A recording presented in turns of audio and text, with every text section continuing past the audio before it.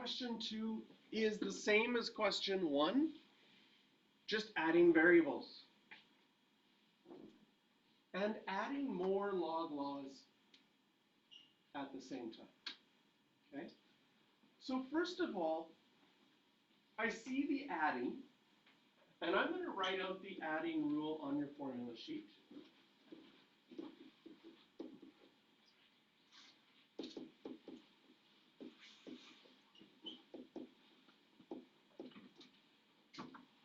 And I want you to notice that on your formula sheet, there's no number written here. There's basically one log there and one log there. And the formula only works if it's a log plus a log. It does not work if it's a log plus 3 logs.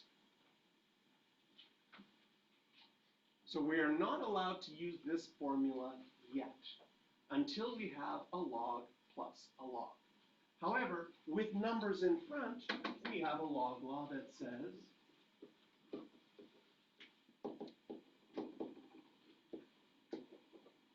if you have a number in front, this n, you can move it inside the logarithm to an exponent. So when combining as a single logarithm or simplifying, we will first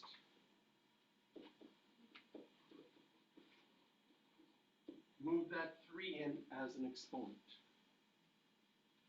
Now I have 1 log plus 1 log, and I can use the first log law.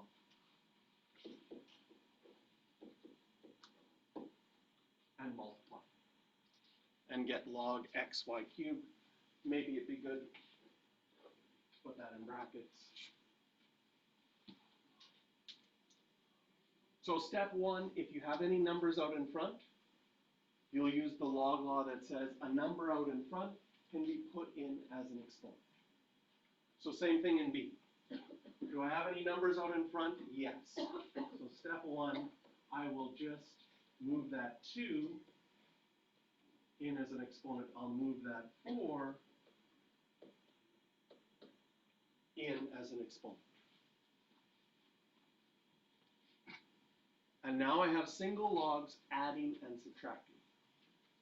And this is where I would say, absolutely, you can use the shortcut. The adding ones will be multiplied together in your numerator. The subtracting one, all of the subtracting ones will be multiplied together in your denominator. I do find if you try to do these step by step, especially when there's multiple subtracting ones, lots of students make a mistake with a negative sign. So it's easier and quicker to use the shortcut. Whatever is added, that gets multiplied together in my numerator. Whatever is subtracted, we only have 1, would get put together in my denominator.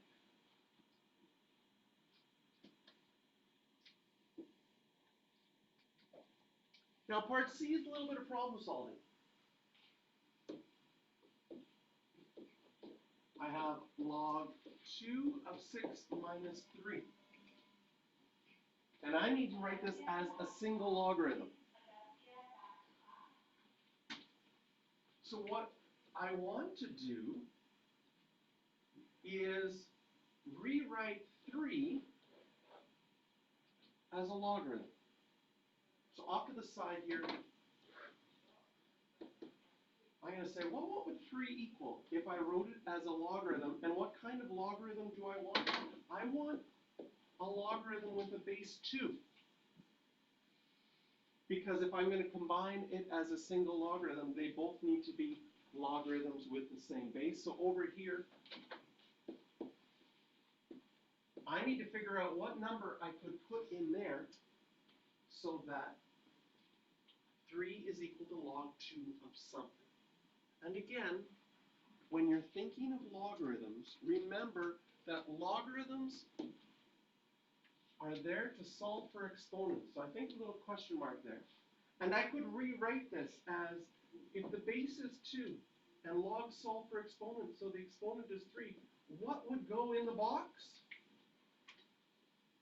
2 cubed? So that makes it easier for me to say I could rewrite 3 as log 2 of 8. And now I have a log minus a log.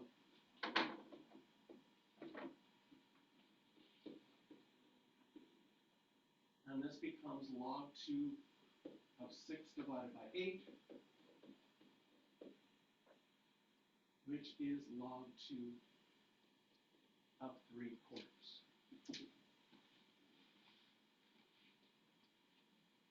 Okay.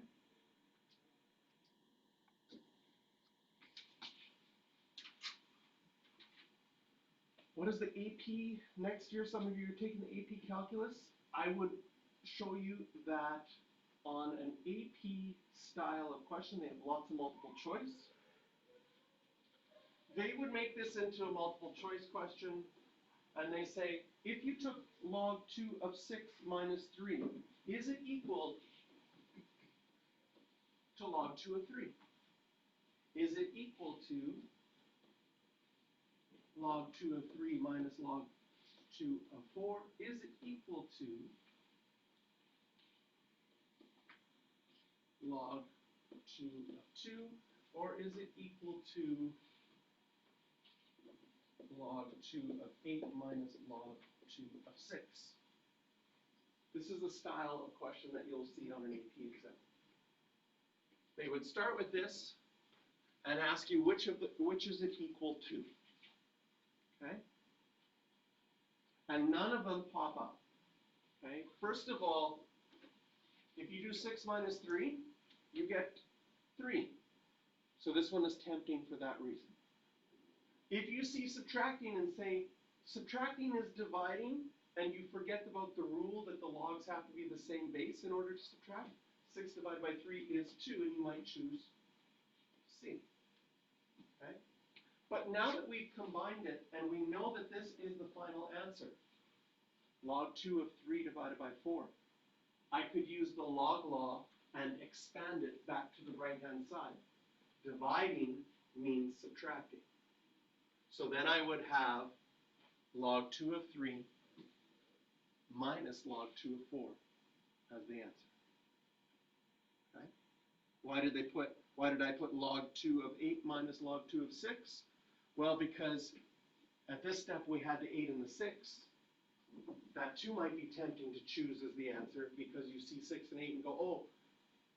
So one of the things that's going to come up next year is really paying attention to detail, because they will create multiple choice questions like this, where each of the options seems plausible using different reasoning. And if you're a little bit unsure and choose to guess, chances are you would guess wrong. It's designed that way. It's like, you want to guess? You probably don't know what you're doing. Right? I used to love exams where if you didn't know what you did doing but could guess, you usually guessed right. I like those exams. Right? They're too sneaky. They think through those things and be like, oh, you want to guess? Well, you probably want to guess this one then. We'll put it on there. Oh, anyways. Okay, circle questions for this one are 5, 8, 11, and 18. 5, 8,